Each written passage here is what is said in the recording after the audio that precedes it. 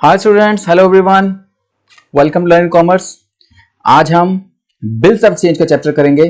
मैंने आपको पिछली कुछ क्लास के अंदर डेप्रिसिएशन और रेक्टिफिकेशन के सारे वीडियोस आपको भेज दी हैं, उसको आप देखते रहिए। वो आपके लिए बहुत इंपॉर्टेंट टॉपिक्स हैं और साथ में एक और इंपॉर्टेंट टॉपिक आपके पास जो है वो है बिल्स ऑफ एक्सचेंज। तो आज इस क्लास के अंदर हम बिल्स ऑफ एक्सचेंज की कुछ इंपॉर्टेंट कंसेप्ट हैं, थ्योरीज हैं, वो पढ़ेंगे और फिर साथ साथ आने वाली वीडियोस के अंदर कुछ न्यूमेरिकल्स भी सॉल्व करेंगे। तो अभी आज हम स्टार्ट करते हैं इसके थोड़े इंट्रोडक्शन और थ्योरेटिकल पार्ट से। ठीक है, तो बिल्स ऑफ एक्सचेंज होता क्या है, पहले हम बात कर रहे हैं इसके अंदर। ये हमारा नेगोशिएबल इंस्ट्रूमेंट्स एक्ट है 1881 का। इसके अंदर बताया है कि bill of exchange is defined as an instrument in writing. तो कोई भी बिल ऑफ एक्सचेंज क्या है, राइटिंग होना चाहिए, कंटेनिंग अनकंडीशनल ऑर्डर। मैं कुछ चीजों पर फोकस कर रहा हूं।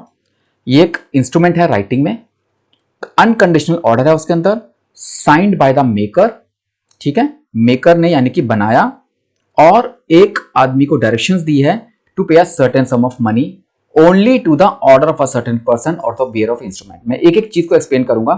तो होता क्या है, मैंने अगर आपको कोई सामान बेचा, मैंने आपको सामान बेचा तो उसके ऊपर आपने मुझे पैसे देने हैं। तो अगर मैंने आपको सामान बेचा तो आप मेरे डेटर हो, लेकिन क्या हो रहा है, डेटर कब पैसे देगा कब नहीं देगा कोई गारंटी नहीं होती। तो मैं क्या करता हूं, उसके नाम पर एक बिल ड्रॉ करता हूं जिसको वो एक्सेप्ट करता है।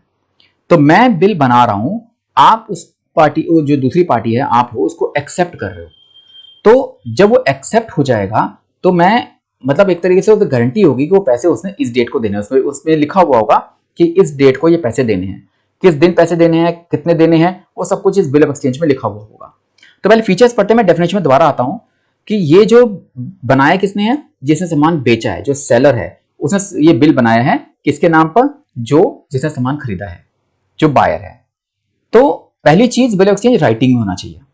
ओरल तो कोई भी कह देगा कि मैं इस दिन पैसे दूंगा, कोई देगा नहीं देगा, राइटिंग में होगा। फिर जैसे मैंने कहा था, इट कंटेन्स अनकंडीशनल ऑर्डर। तो इसमें एक अनकंडीशनल ऑर्डर है, कंफर्म ऑर्डर है कि पेमेंट दी जाएगी। इसमें कोई मतलब एक गारंटी की तरह हो जाएगा, ये रिक्वेस्ट नहीं है, एक ऑर्डर है। ऑर्डर में कोई कंडीशन नहीं होनी चाहिए कि ऐसा हो जाएगा तो दूंगा, ऐसा नहीं होगा तो नहीं दूंगा, ये कंडीशन नहीं होगी। तो इसलिए बोला जाता है कि ऑर्डर होगा, रिक्वेस्ट नहीं है, ये ऑर्डर है। और साथ में कोई कंडीशन नहीं होनी चाहिए, ना बिल बनाने की तरफ से, बनाने वाले की तरफ से, ना ही बिल एक्सेप्ट करने वाले की तरफ से। बिल ऑफ एक्सचेंज का अमाउंट भी डेफिनेट होना चाहिए। इसमें ऐसे नहीं कि अराउंड 20,000, अराउंड 50,000, नहीं, एग्जैक्ट 15,000 रुपीज या 20,000 रुपीज एग्जैक्ट लिखा होगा। अ सर्टेन सम ऑफ मनी लिखा हुआ है कि एक एग्जैक्ट अमाउंट होगा जो लिखा जाएगा। उसमें फिक्स डेट लिखी होगी कि इस दिन ये अमाउंट पे करना है, तो वो डेट भी लिखी होगी। उस आदमी को डायरेक्शन दी जा रही है कि इस दिन ये अमाउंट एग्जैक्टली देना है। इस बिल को दोनों, एक ड्रॉई होता है, एक ड्रॉर होता है। इसको मैं बताता हूं क्या होता है दोनों चीजें। ड्रॉर होता है जो बिल बना रहा है, ड्रॉई वो है जो एक्सेप्ट कर रहा है। तो ड्रॉई बिल बनाने वाला और ड्रॉर बिल बनाने वाला और ड्रॉई बिल एक्सेप्ट करने वाला, दोनों उस पर साइन करेंगे। पहले मैंने जैसे सामान बेचा तो मैं साइन करूंगा, और फिर जब वो एक्सेप्ट करे दूसरी पार्टी तो वो उस पर साइन करेगी, यानी कि एक्सेप्ट कर लेगी हाँ पैसे देने हैं। जो अमाउंट होगा वो ऑन डिमांड हो सकता है या on the expiry of fix time हो सकता है कि हाँ जब मांगेगा तब भी दे सकते हैं, और या फिर एक टाइम पीरियड है 2 महीने 3 महीने, तो उस दिन के बाद भी दिया जा सकता है। और अमाउंट जो दिया जाएगा वो एक बेनिफिशियरी को दिया जाएगा, यानी कि वो पार्टी का नाम लिखा होगा, पैसे किसको देने हैं, एक स्पेसिफिक पर्सन को देने हैं या किसी को भी देने हैं, तो उसका नाम लिखा होगा, या मुझे ही वापस देने हैं तो वो मेरा होगा किसको पैसे देने हैं। तो बिल ऑफ एक्सचेंज के फीचर्स के साथ पता लगता है कि एक बिल ऑफ एक्सचेंज एक राइटिंग में इंस्ट्रूमेंट है, जो एक अनकंडीशनल ऑर्डर है, जिसमें मेकर यानी बिल बनाने वाला साइन करेगा, जिसमें दूसरी पार्टी को डायरेक्शंस दी जा रही हैं to pay a certain sum of money, के पैसा दिया जाए किसको, उस सर्टेन पर्सन को जिसका नाम उसमें लिखा हुआ है, या फिर अगर नाम लिखा हुआ है तो उस इंस्ट्रूमेंट के बियरर को, जिसके हाथ में भी ये बिल ऑफ एक्सचेंज होगा, उसको पैसे दिए जाएंगे। तो ये आपको मीनिंग बताया। अब देखो ये किसका स्पेसिमेन है, ये स्पेसिमेन है कि कैसे बनाया जाता है।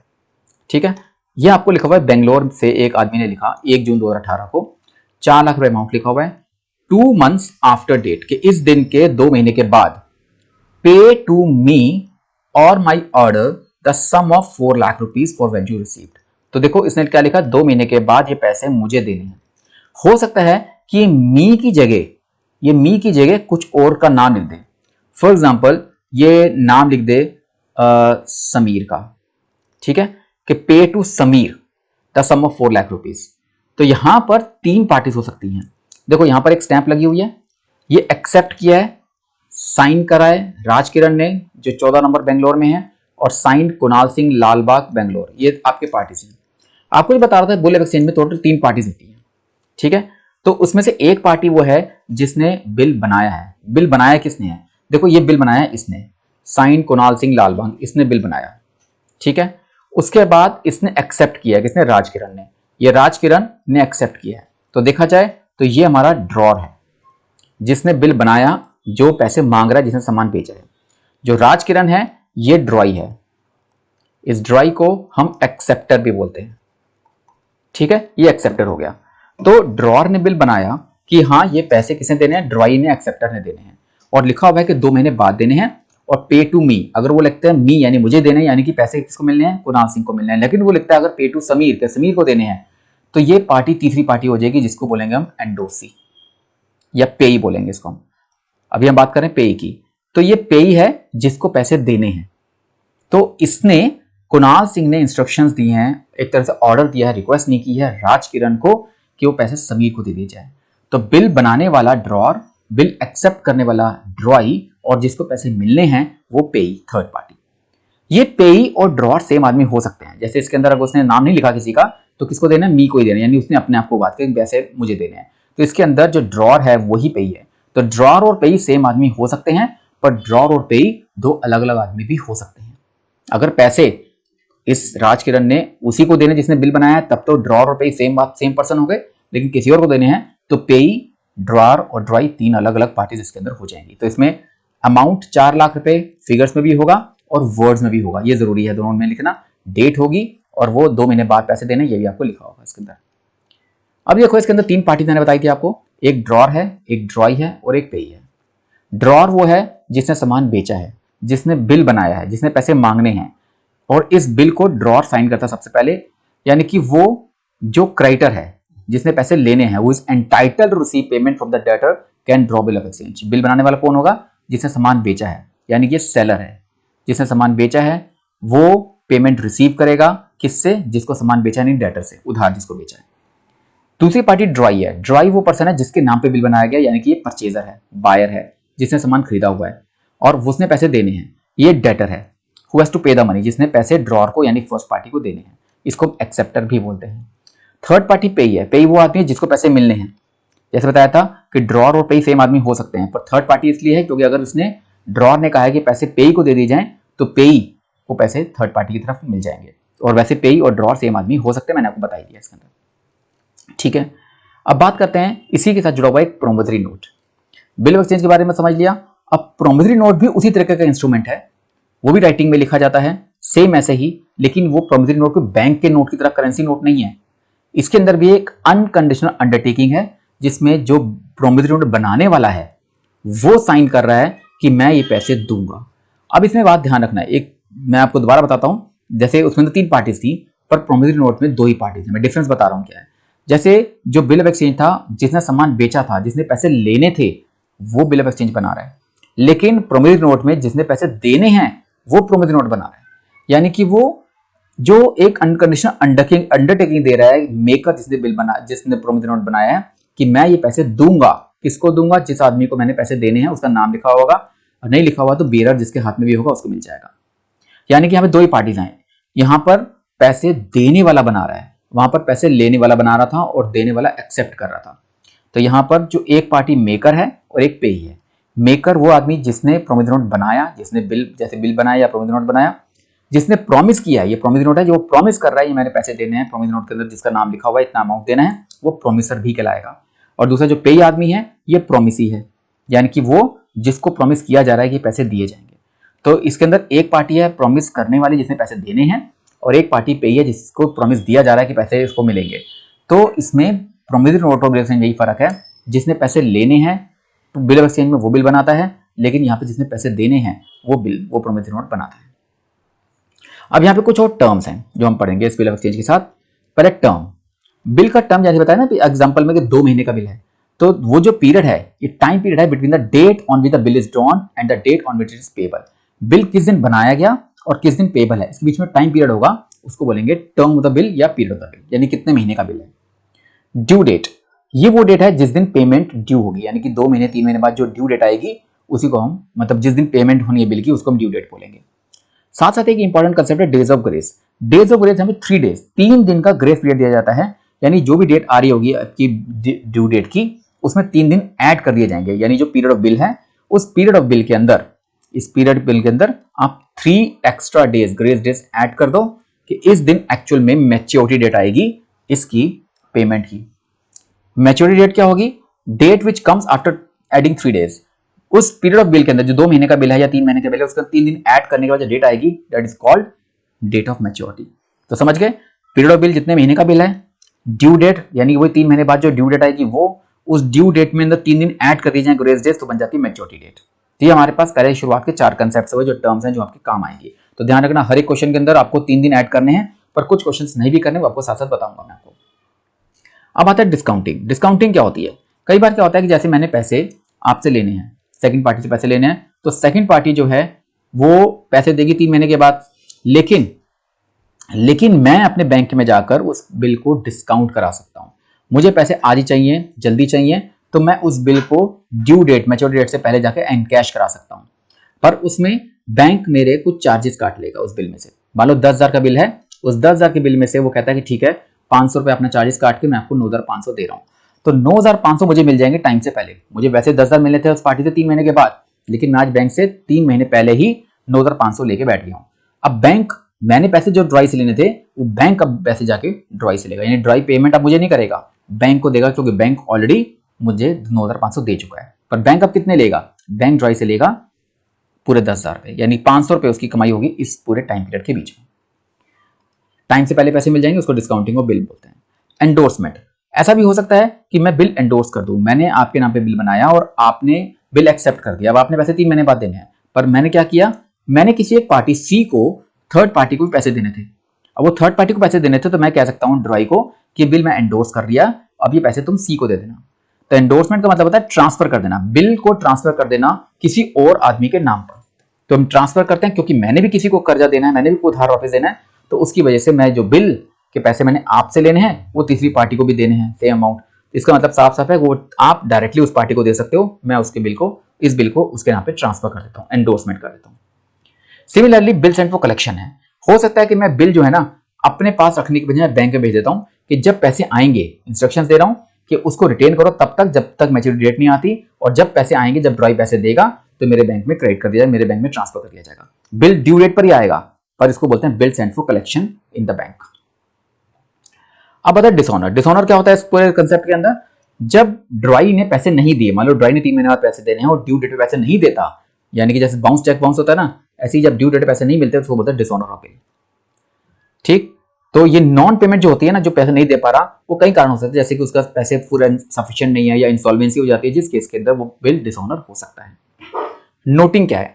डिसऑनर के वक्त when this fact is brought to the notice of notary public, यानी कि जब ये फैक्ट क्या बिल डिसऑनर हो गया, वो अगर नोटरी पब्लिक के पास चला जाता है नोटिस, तो उसको बोलते हैं नोटिंग ऑफ द बिल, यानी कि उसको इन्फॉर्म कर दिया जाता है कि बिल डिसऑनर हो गया है।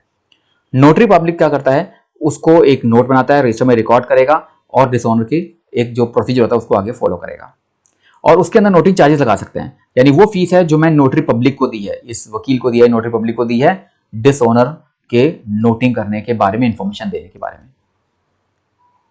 रिटायरिंग क्या होता है? रिटायरिंग होता है जब ड्राई, यानी कि आपने मुझे 3 महीने के बाद पैसे देने हैं, पर आप ड्यू डेट से पहले अगर पैसे दे देते हो, इसको बोलते हैं retirement of bill. When the drawee pays the bill before its due date, it is termed retirement of bill.